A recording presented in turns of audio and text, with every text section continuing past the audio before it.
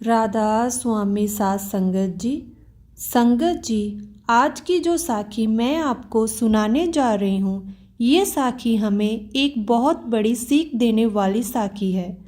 संगत जी, अक्सर हम लोग कोई बड़ी मुसीबत आने पर घबरा जाते हैं और हमारा विश्वास डगमगाने लगता है। उस समय हम ये भूल जाते हैं कि हमारी संभाल हमारे सतगुरु कर रहे हैं।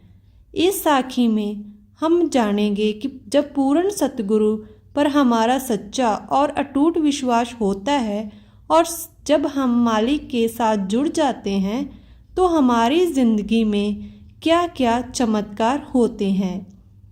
ये घटना प्राचीन काल की है।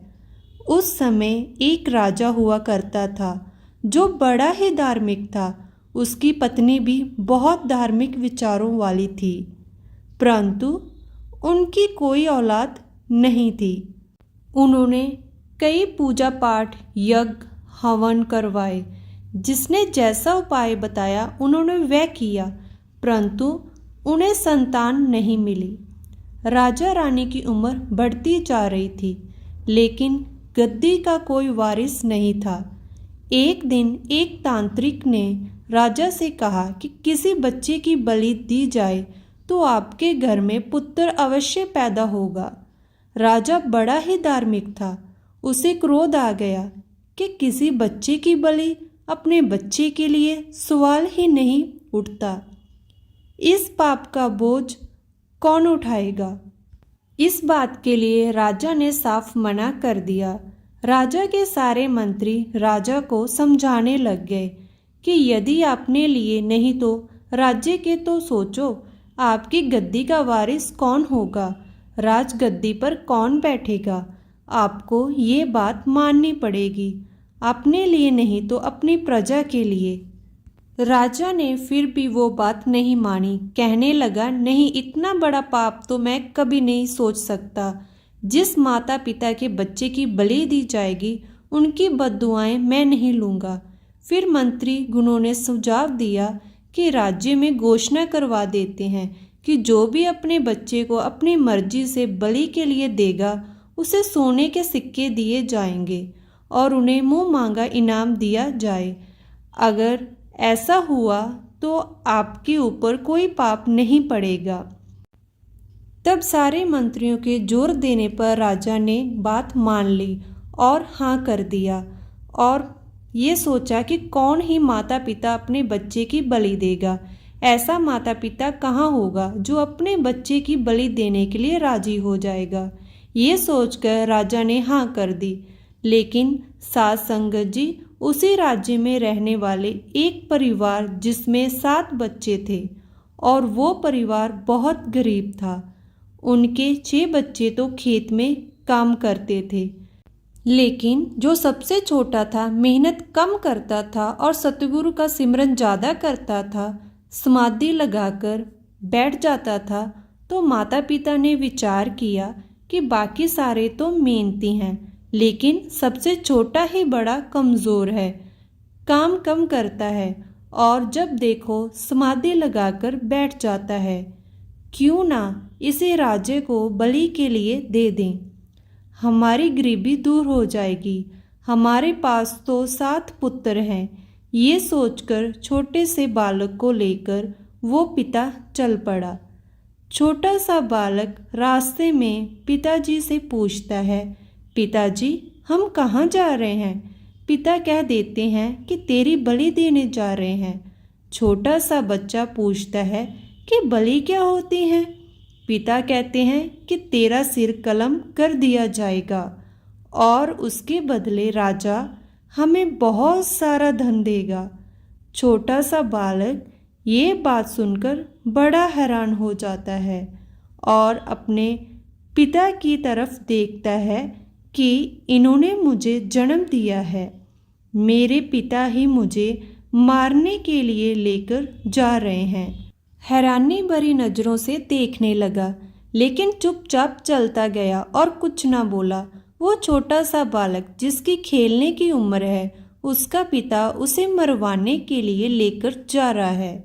जब पिता अपने छोटे बालक का हाथ पकड़कर ले जा रहा था तो राजा के सामने उसे पेश किया।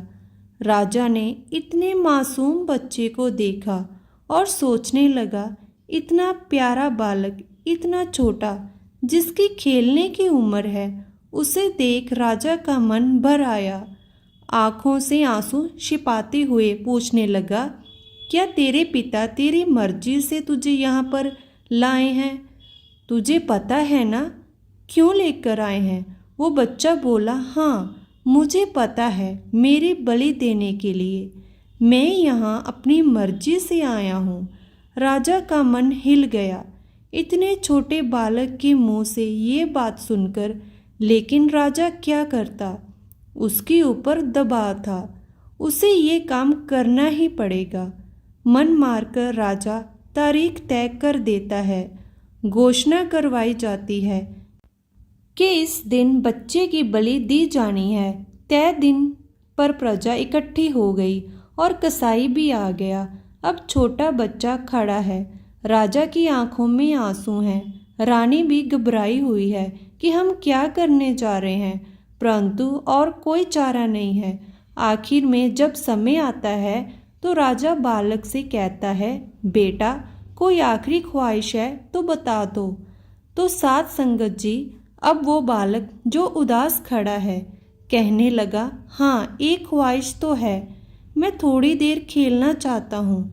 राजा ने कहा, ठीक है खेल लो। फिर उस बालक ने क्या किया, उसने मिट्टी इकट्ठी की जो वहाँ पड़ी हुई थी।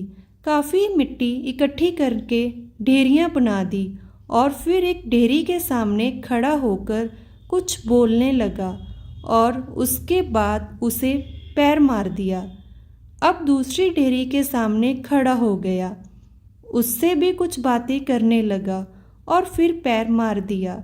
फिर वो तीसरी डेयरी के पास गया, वहाँ पर भी खड़ा होकर उसे भी पैर मार दिया।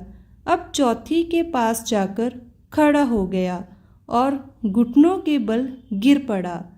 वह कुछ बोला लेकिन उसने पैर नहीं मारा। अब वह बालक तीनों डेयरियों को गिरा देता है, लेकिन चौथी डेयरी को आगे घुटने के बल बैठ जाता है। सभी लोग ये दृश्य देख रहे थे और हैरान हो रहे थे कि ये कौन सा खेल है। अब थोड़ी देर बाद वो बालक उठता है और राजा से कहता है, राजा अब तुम अपना काम कर लो, मेरी बलि दे दो। राजा उसकी आंखों से आंसू आ रहे थे। राजा बालक से पूछता है, बेटा ये जो खेल था ये कौन सा खेल था? मुझे जानना है कि क्या खेल खेल रहा था तूने 3 डेयरी को लात मारकर गिरा दिया, लेकिन चौथी को नहीं गिराया। तो वो बालक कहता है, राजन आपको क्या लेना है, मेरे ख्याल से आप अपना काम कीजिए।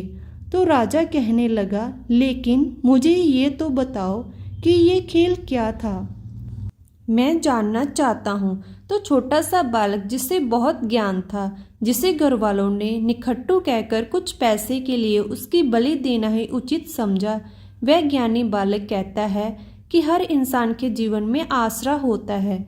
मेरे जीवन के भी 4 आसरे थे। पहला आसरा मेरे माता पिता।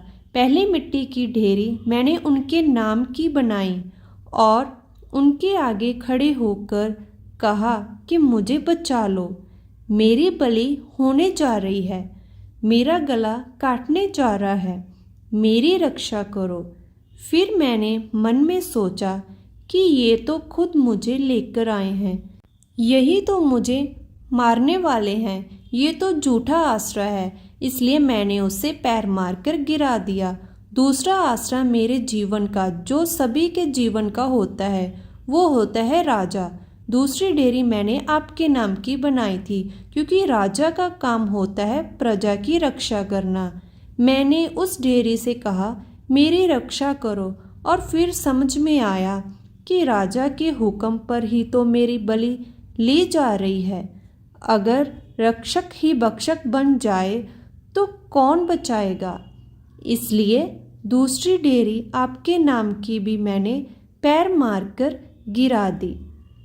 अब तीसरी डेयरी मैंने बनाई प्रजा के नाम की।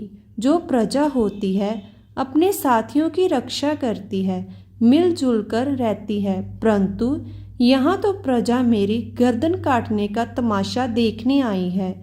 एक भी इंसान इन सब में से इस बलि को रोकने नहीं आया। सब तमाशा देखने के लिए आए हैं, इसलिए इसे भी मैंने पैर मारकर गिरा दिया। परिवार, राजा और प्रजा मेरे कोई काम नहीं आए, लेकिन आखिरी डेयरी मेरे सतगुरु की है, जिसका मैं नाम जपता हूँ। उस एक मालिक की उस डेयरी के आगे मैंने घुटने टेक दिए कि हे प्रभु, सब आश्रय झूठे हैं, सबने धोखा दे दिया। मुझे बस तुझ में ही विश्वास है। एक तू ही तो है जो मेरी रक्षा कर सकता है, और इसलिए मैंने उस डेयरी को पैर नहीं मारा। मुझे उस पर ऐसा विश्वास है कि वह चाहे तो कुछ भी हो सकता है। राजा ये बात सुनकर जोर जोर से रोने लगा। एक छोटे से बच्चे से इतना ज्ञान सुनकर वो हैरान हो गया कि राजा तो रक्षक होता है। वो मंत्रियों और उस तांत्रिक पर चिल्ला पड़ा कि तुम सब लोगों के कहने पर मैंने हवन यज्ञ सब कुछ किया, जो जो कहा सब किया, लेकिन फिर भी मुझे संतान प्राप्त ना हुई। लेकिन इसकी क्या गारंटी है कि बलि देने से बच्चा मिल जाएगा? राजा ने अपनी पत्नी से सलाह की कि ये छोटा सा बालक इतना ज्ञानी है, क्यों ना मैं इसे गोद ले लूं और इसे अपने राज्य का वारिस घोषित कर दूं। इससे बड़ा ज्ञानी कौन होगा, कहाँ मिलेगा? क्यों ना मैं इसे ही राजगद्दी का वारिस बना दूं। पत्नी ने एकदम में हाँ कर दी और राजा भी खुश हो गया। रानी और सारी प्रजा खुश हो गई और ये बालक दौड़ कर जाकर उस डेयरी को लिपट गया कि मुझे पता था मेरे सतगुरु, तू ही एक सच्चा आसरा है, एक तू ही है जो बाजी पलट कर रख सकता है। संगत जी, इस साखी से हम सबने समझा कि सतगुरु कैसे बाजी पलट देते हैं। जिसको सतगुरु पर विश्वास होता है उसका कोई बाल भी बांका नहीं कर सकता। संगत जी, साखी अच्छी लगी हो तो वीडियो को लाइक और शेयर और चैनल को जरूर सब्सक्राइब करें जी। गुरु प्यारी साध संगत जी, राधा स्वामी जी।